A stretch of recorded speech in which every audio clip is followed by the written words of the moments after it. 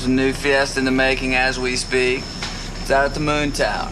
Full kegs. Everybody's gonna be there. Welcome to MsMojo, and today we're counting down our picks for the best examples of film ensembles that featured many unknown or up-and-coming stars. You really have a fantastic way with words. You should be a speechwriter or a demagogue or something. Number 30, Harry Potter and the Philosopher's Stone. From Maggie Smith to Alan Rickman to Richard Harris, the first Harry Potter movie had no shortage of experienced legends. Yet it's the young cast of then unknowns who would define a generation, even after the series reached its end. Holy cricket! You're Harry Potter! I'm Hermione Granger. And you are? Ron Weasley. Pleasure. Over nearly a decade, we watched Daniel Radcliffe, Emma Watson, Rupert Grint, Tom Felton, Matthew Lewis, and several others grow up. This industry isn't known for being kind to child stars once they grow out of their roles. With a franchise as iconic as Harry Potter, it'd be especially easy to get typecast. Hey, she's only interested in you because she thinks you're the chosen one. But I am the chosen one. Okay, sorry. Kidding. Thankfully, these former first years have not only become well-adjusted adults, but highly successful ones. Harry himself even won a Tony for his performance in Merrily We Roll Along. Our turn coming through. Me and you, pal, me and you. Number 29, Taps. We stick together, we go the whole 9 yards. Agreed? Agreed. Sound the general alarm. Upon release in 1981, this movie's marquee names were George C. Scott, who won an Oscar about a decade prior, and Timothy Hutton, who accepted an Oscar only a few months earlier. Several supporting players would eclipse their fame in the years to come. Cam Sean. Sir. Call the quarter formation. Everyone? Yes, everyone. Sir. After popping up in Endless Love that same year, Tom Cruise made his second on-screen appearance here as the unpredictable cadet Captain David Shawn. Also among the young cadets were Evan Handler, who you might recognize from shows like Sex and the City, and Giancarlo Esposito, who you'll definitely recognize as Hollywood's go-to actor for reserved yet threatening villains. Perhaps the most notable discovery was a future two-time Oscar winner, Sean Penn, in his feature debut. That wasn't grace, that was crazy. It all depends on your point of view, doesn't it? Number 28, 10 Things I Hate About You. Now over here. Oh my God.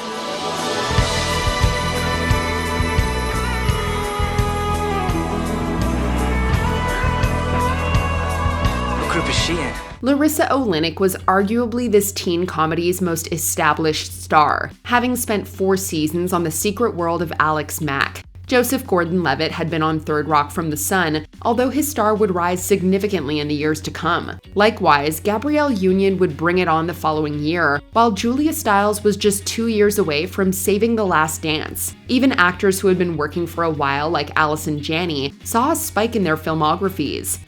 Judith! What's another word for engorged?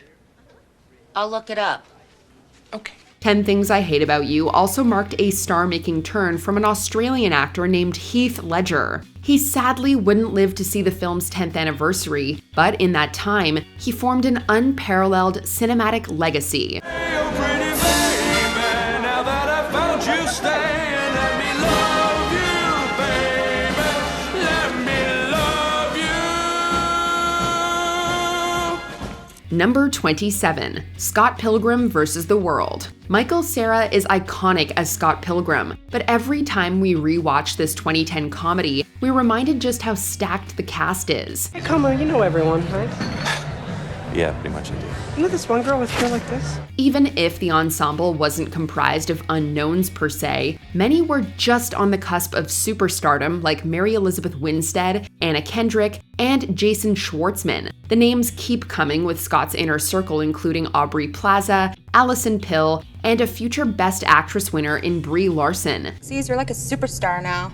Yeah, it's not really something I can put into words. Speaking of Oscar winners, Kieran Culkin returned following a hiatus from mainstream movies. Chris Evans went from playing one of Ramona's evil exes to making his MCU debut as Steve Rogers the next year. Yet some still cite Scott Pilgrim as the best comic book movie of Evans's career. Oh! You are a pretty good actor. I'm going for the Oscar this year. Number 26, The Social Network. Can't connect. The network's down. Unless it's a coincidence, I think this is us. It's not a coincidence. Although he'd been working for more than half of his life, Jesse Eisenberg was still often confused for Michael Cera in 2010. That started to change with his Oscar-nominated performance as Mark Zuckerberg. Just as Zuckerberg didn't build Facebook alone, The Social Network is far from a one-man show. Is there anything we can do? No. That's it. Yale and Columbia. Let's go. And Stanford. What? Stanford.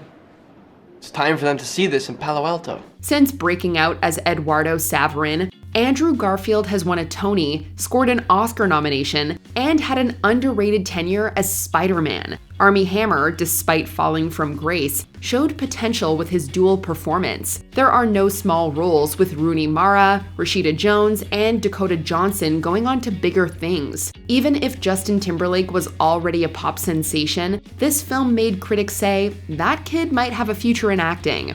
You don't even know what the thing is yet. How big it can get, how far it can go. This is no time to take your chips down. $1 million isn't cool. You know what's cool? You. Number 25, The Adventures of Buckaroo Bonsai Across the Eighth Dimension. Little electronics, Buckaroo. From Planet 10. Planet 10, how do you guys know that? It's all on the yellow record, come on. Peter Weller landed his career-defining role in RoboCop. 3 years earlier, he starred in another satirical sci-fi action film that should have started a franchise. They even had the perfect sequel title, Buckaroo Bonsai Against the World Crime League. Alas, Buckaroo Bonsai has yet to return, in film at least, but the cast certainly had staying power. I got some pictures, boys. There's like a practical joke. Check out these names. Christopher Lloyd, then better known for his TV work, played Doc Brown a year later. Jeff Goldblum was soon upgraded to leading man status in The Fly. The film was among the first roles for Clancy Brown, Jonathan Banks, and Ellen Barkin. John Lithgow was fresh off an Oscar nomination, although even his film career was just starting, this being an early example of his knack for unhinged characters. Hello, Doc. Who are we today, Albert Einstein? Lord John Warfield. If there's one thing I hate, it's to be mistaken for somebody else. Number 24, Diner. Not long before Buckaroo Bonsai, Ellen Barkin got her big break in this Barry Levinson film. She wasn't the only discovery. Are you in? Yeah, I'm in. Huh? I'm in. You in? You in? I'm in. All right. Yeah. By the end of that decade, Steve Guttenberg joined the Police Academy, Mickey Rourke spent 9.5 weeks exploring the human body, Paul Reiser helped a fellow cop headed to Beverly Hills, Daniel Stern reflected on the wonder years of his youth, and Kevin Bacon liberated a small town through the power of dance. See, this is our time to dance. It is our way of celebrating life. Diner centers on a group of young friends who are bound to experience change now that one of them is getting hitched. Just as the characters are at a turning point, so were each of these actors, who all had more great roles on the horizon. You constantly do this. You constantly walk out behind me, you stand there. Maybe you got plans or something. No, I have no plans. It's 4 in the morning. I have no plans. Do you want a ride? I'll go with you if you want. You know, I can go with you. Say the words. I want a ride. Number 23, Carrie. We all know that Carrie White turned Sissy Spacek into a star. This classic Stephen King adaptation also introduced film audiences to Amy Irving as Sue Snell, one of the few characters to survive that fateful prom night. What could you possibly have had in mind? I thought it would be a good thing for Carrie to get her to join in with a few things and be with people. Make her a part of things. Right. The other students aren't as lucky, but the actors who played them had long careers ahead. William Catt went from playing Carrie's date to becoming the greatest American hero, believe it or not. PJ Soles had another memorable death scene in 1978's Halloween. All right, come on, where's my beer?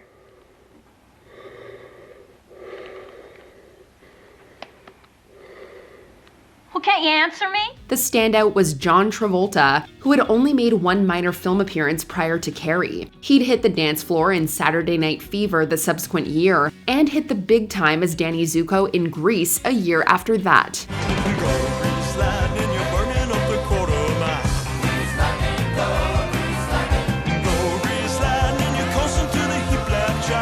Number 22, Boys in the Hood. Lawrence Fishburne and Angela Bassett co-starred as parents a couple of years before earning Oscar nominations for What's Love Got to Do with It. Their son in Boys in the Hood is played by Cuba Gooding Jr., who'd become an Oscar winner by the end of the 90s. Jerry, does that make you feel good just to say that? Say it with me one time, Jerry.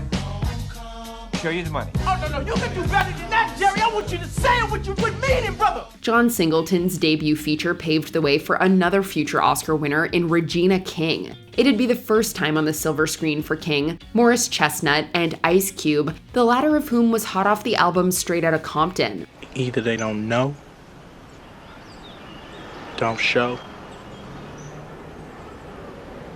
or don't care about what's going on in the hood. The young characters in this drama have their whole lives ahead of them, making it all the more tragic when one is cut short. For every actor, though, the future was full of promise. What up, G? Trey loving him. Hey. Yo, what's up, Trey? What's up, Chris? Heard you like Mr. GQ Smooth now. Number 21, Stand By Me. We're just here to take a couple steelhead out of the river, and look what we found. Yeah, come on, man. We're gonna be famous. Kiefer Sutherland and John Cusack are just some of the names you may recognize from this coming-of-age gem. The success of Stand By Me resides with its 4 central cast members, however. Let's do it. What do you say? All right. Gordy. Sure. Vern? I don't know. While Corey Feldman already had a few high-profile roles under his belt, this would be Jerry O'Connell's cinematic debut. Will Wheaton had slightly more experience, although this was his first lead role in a theatrical film. Do you think I'm weird? Definitely. No, man, seriously. Am I weird? Yeah, but so what? Everybody's weird. It was only the second feature for River Phoenix, who tragically had the shortest career of the 4. Between his early work in films like this and his untimely death in 1993, Phoenix left behind a lasting body of work. Rewatching Stand By Me, we cry over the friends lost, but are forever grateful for the memories. Oh, great. Great story. Yeah, it's a great story, Gordy. I just didn't like the ending. Number 20, Animal House. National Lampoon started as a humor magazine, but eventually the brand expanded into films, notably with the now iconic Animal House. The talent in front and behind the camera was nothing short of iconic. From now on, your name is Flounder. Flounder. Tom Hulce was a few years away from playing Mozart in Amadeus, while Karen Allen was on her way to play Marion in Raiders of the Lost Ark. Donald Sutherland was already a star, but youngsters like Kevin Bacon were fresh on the scene. Most importantly, SNL legend John Belushi stole the show as Bluto. Belushi's performance helps to power a comedy that's still outrageous and hilarious. Let's do it.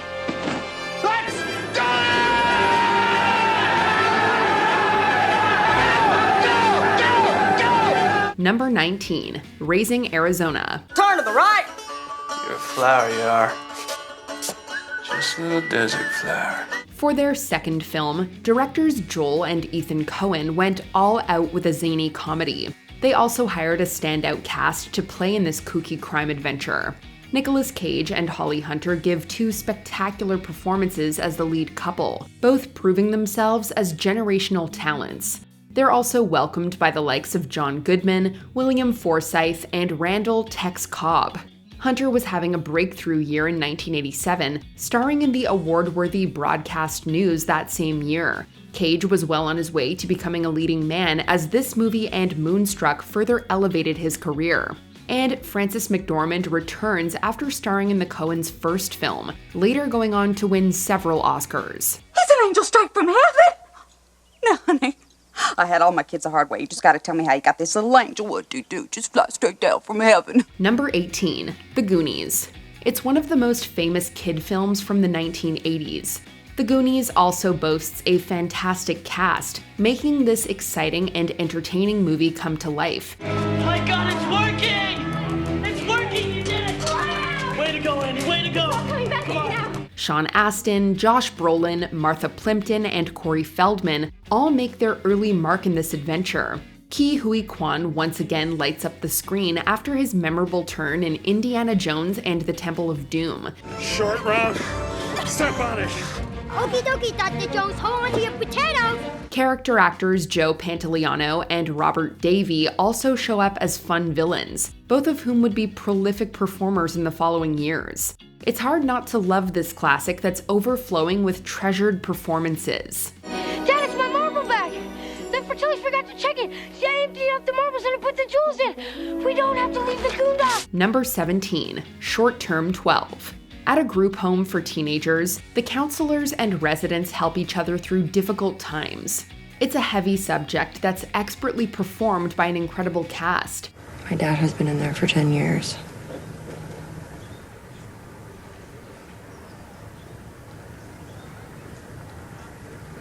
I don't want that for you. This indie drama includes a compelling performance from Brie Larson, showing her skills as a lead performer before Room. There's also supporting work from Rami Malek, Caitlin Dever, and Lakeith Stanfield. With some relative unknowns among the ensemble, director Destin Daniel Cretton helps the actors craft amazing portraits of broken people. I can't marry you. I can't have your baby. I can't do anything. Stanfield is just one of many standouts here, years before his work in everything from Get Out to Judas and the Black Messiah. If you haven't seen Short Term 12, you should definitely check out this lesser-known gem from the 2010s. Number 16, The Big Chill. Directed by Lawrence Kasdan, this ensemble drama packs in laughs, tears, and plenty of talented stars. The cast is full of actors that were in the midst of their breakthrough decade. This includes the likes of Jeff Goldblum, Glenn Close, Kevin Kline, Tom Berenger, and JoBeth Williams. William Hurt, fresh off his work in Body Heat, was only a few years away from winning an Oscar. Oh, Nick, give me a break. Spare us the tragic existential pose. Sorry, Sam, didn't mean to get into your area. They all give nuanced and human performances as former classmates mourning their friend Alex. The latter role was given to future star Kevin Costner, but the actor was cut out of the final product.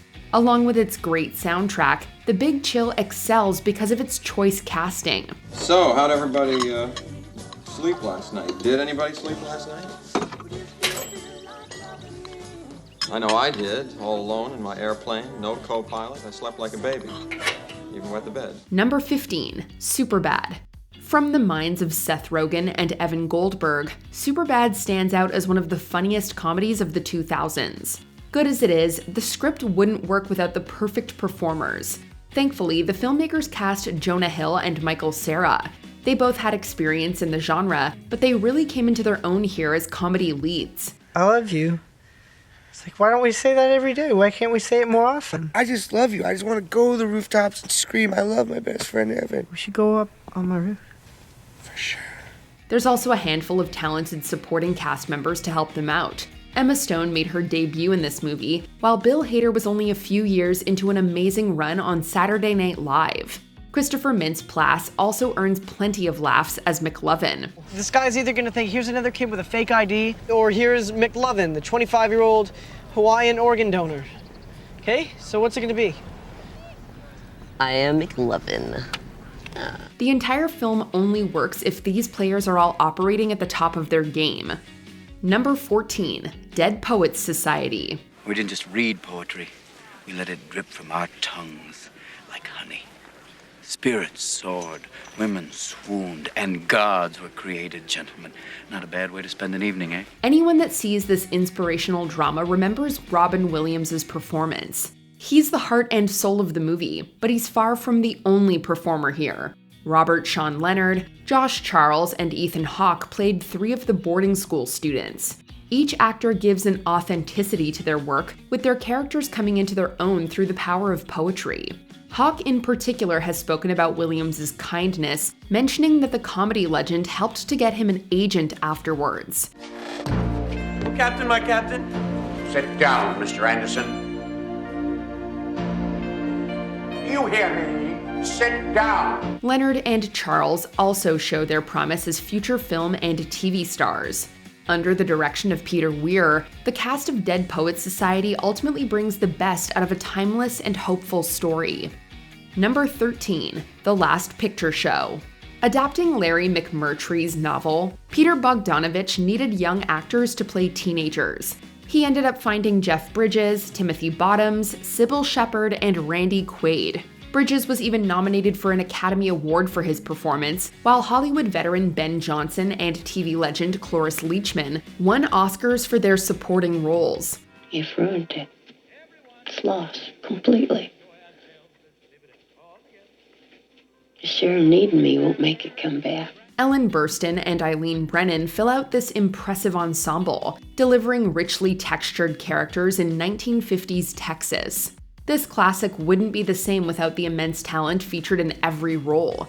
Several stars went on to further fame, awards, and iconic movies after this, but The Last Picture Show stands as some of their finest work. Reckon you and her would have got it all straightened out if I hadn't butted in? Oh, no. No. Not even know me too, even if we had. Number 12, Platoon. Based on director Oliver Stone's experiences in Vietnam, Platoon won multiple Oscars for its unflinching portrayal of military life. The filmmaker also enlisted an eclectic group of incredible actors. He got a young Charlie Sheen to play the main soldier, Chris Taylor, surrounding the lead with other up-and-coming performers. Maybe I can see something I don't yet see, or learn something I don't yet know. I miss you. I miss you very much. Sheen's co-stars include Kevin Dillon and Johnny Depp before his success on TV. You'll likely spot other recognizable faces filling out a squad that also features John C. McGinley, Tony Todd, and Keith David. Tom Berenger and Willem Dafoe played their leaders, earning Academy Award nominations for their roles. What happened today is just the beginning. We're gonna lose this war. The power of their work and the film itself still resonates to this day. Number 11, The Godfather. The Godfather might be one of the greatest films and ensembles of all time, but not every member of its cast was originally a high-profile star. Oscar winner Marlon Brando is among several veterans in the lineup. It doesn't make any difference to me what a man does for a living, you understand? But your business is a little dangerous. But there are also a number of performers, including Al Pacino, Diane Keaton, James Caan, and John Cazale, who were early in their careers. Pacino arguably has the most important role next to Brando, but he wasn't even who the studio wanted as Michael Corleone. This wasn't enough time, Michael. Wasn't enough time. We'll get there, Pop. It's hard to imagine that this lineup was ever considered anything less than legendary. Number 10, Pretty in Pink. What? The record. Oh, the record. Yeah, I thought it was a little too, Too hip, maybe? yeah, a little too hip. Among John Hughes' finest films is Pretty in Pink, starring Molly Ringwald after her success in The Breakfast Club and 16 Candles. Andrew McCarthy appears as the rich kid who falls for her, and John Cryer is her hopelessly devoted friend. Cryer is among the standouts of the cast as the lovable Ducky, along with Ringwald delivering one of her best performances. So when you get your heart splattered all over hell and you're feeling really low and dirty, don't look to me to help pump you back up, cause maybe for the first time in your life I won't be there. Both the future 2.5 Men star and McCarthy play off Ringwald well in career-making turns. There's also the evil and charismatic energy of James Spader during his early days. You can argue which Hughes film is the greatest, but there's no debating the power of this cast all these years later. Doesn't matter, does it? You told me you couldn't believe in somebody who didn't believe in you. I believed in you. Always believed in you. Number 9, Clueless. Adapting Jane Austen for the 1990s, Clueless brings out the charm and humor of every cast member. Many of these actors received a major step up in their burgeoning careers. Alicia Silverstone commands the screen as Cher Horowitz, becoming an icon before the movie is even over. Just like these nervous creatures that jump and slobber all over you. Ew! Get off of me! Ugh, as if! She also stars alongside the bubbly work of Brittany Murphy and the underrated Donald Faison before Scrubs. Paul Rudd shows up in his first film role ever, proving that he had an instant ability to steal scenes. I'm just curious, how many hours a day do you spend grooming yourself?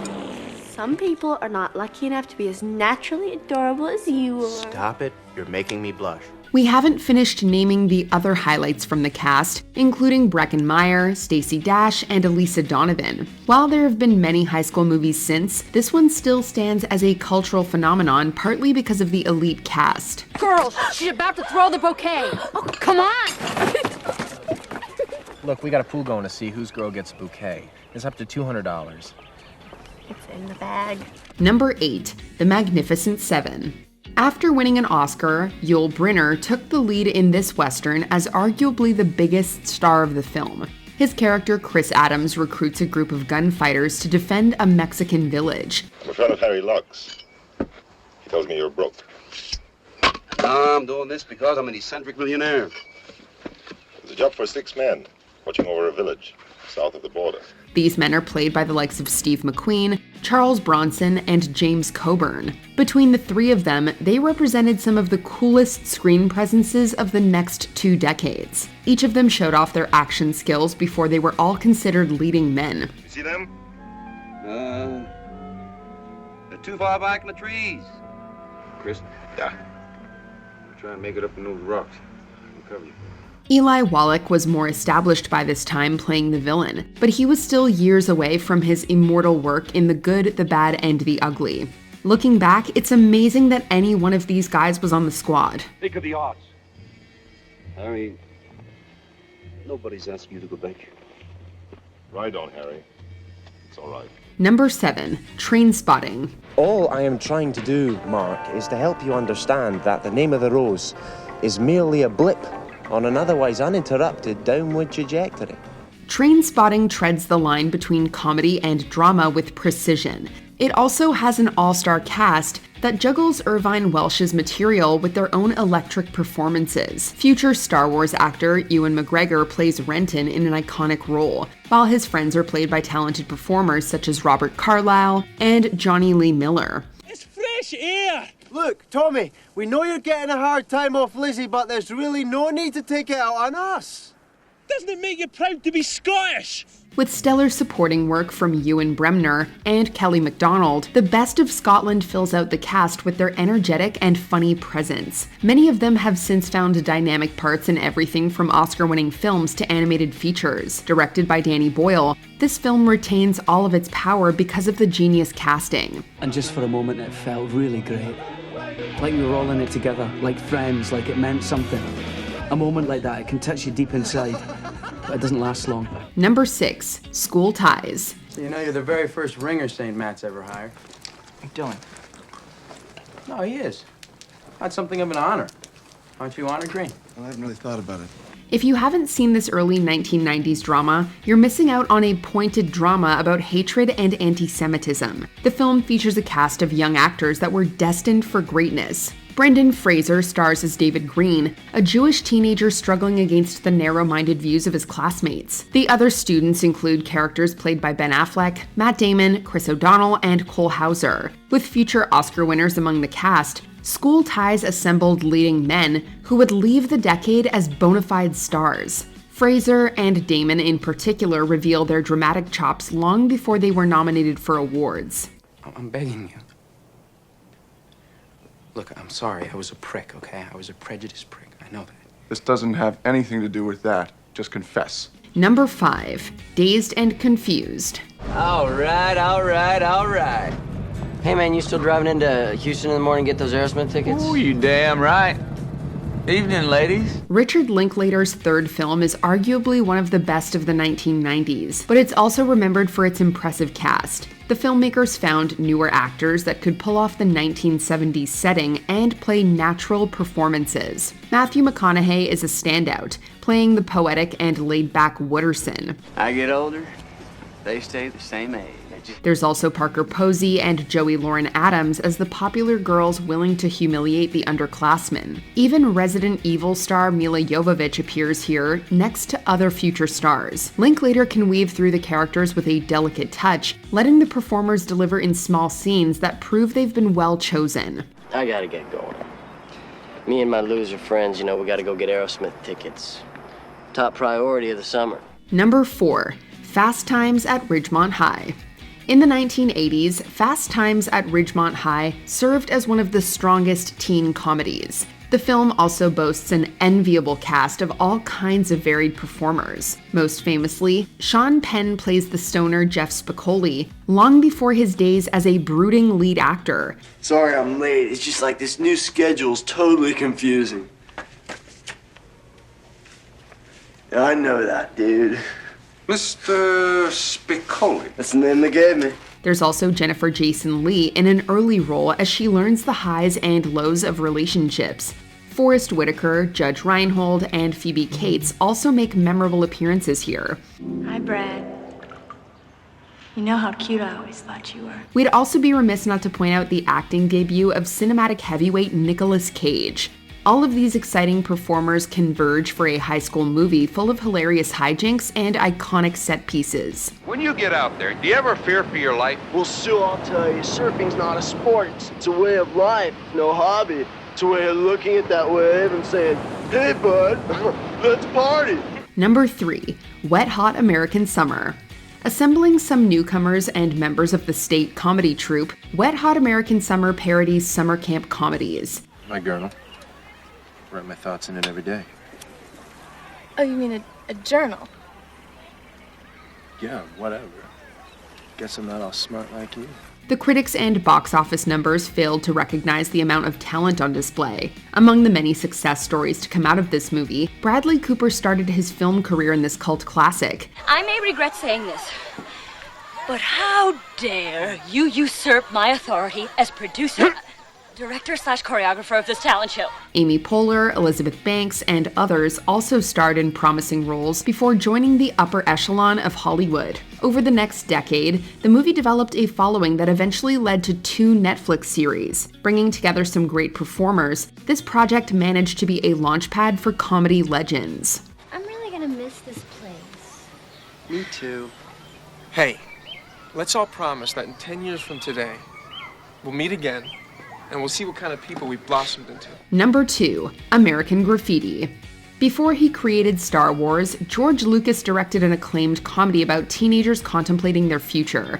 This look into 1960s car culture also includes several actors on the cusp of greatness. I can't believe it. I don't know what to say. I'll love and protect this car until death do us part. Ron Howard was arguably the most well-known name in the cast, but he'd mainly worked on television up to that point. Richard Dreyfuss had only acted in smaller parts, and absolutely shined here in his first major screen role. How do you know me? It's not important. It's important. It's important to me. You're the most beautiful, exciting thing I've ever seen in my life, and I don't know anything about you. Other key actors, such as Cindy Williams, would go on to be a TV star, while Charles Martin Smith would work with Brian De Palma. The most famous of them all is a fresh-faced Harrison Ford as a mean driver. Hey, I like the color of your car there, man. What's that supposed to be? Sort of a cross between piss yellow and puke green, ain't it? Altogether, these artists create a lived-in atmosphere that remains timeless. Before we continue, be sure to subscribe to our channel and ring the bell to get notified about our latest videos. You have the option to be notified for occasional videos or all of them. If you're on your phone, make sure you go into your settings and switch on notifications. Number 1. The Outsiders. In order to film this adaptation of the classic novel, director Francis Ford Coppola needed a huge cast of young actors. Most of the primary speaking roles went on to become the biggest stars of their era. Look at your tough hair. Boy. Daddy, I'm sorry. I thought we lost you like we did Mom and Dad. These include Ralph Macchio, Matt Dillon, Emilio Estevez, Rob Lowe, and Diane Lane. We didn't even mention the likes of Patrick Swayze and the most successful of them all, Tom Cruise. Yeah? And what are you doing walking by your lonesome on the street, huh? None of your business, Smarty. What do you mean none of my business? It is my business. Look at my nose. Portraying S.E. Hinton's characters with skill and natural talent, the group really comes together as an engaging ensemble. It's incredible to know that most of them were only beginning their careers. Coppola's vision not only did justice to the book, it allowed for the next great generation of artists to emerge. There's still lots of good in the world. Tell Dally I don't think he knows. Your buddy, Johnny. What other films provided launching points for their casts? Let us know in the comments. Get in, loser, we're going shopping. Do you agree with our picks? Check out this other recent clip from MsMojo and be sure to subscribe and ring the bell to be notified about our latest videos.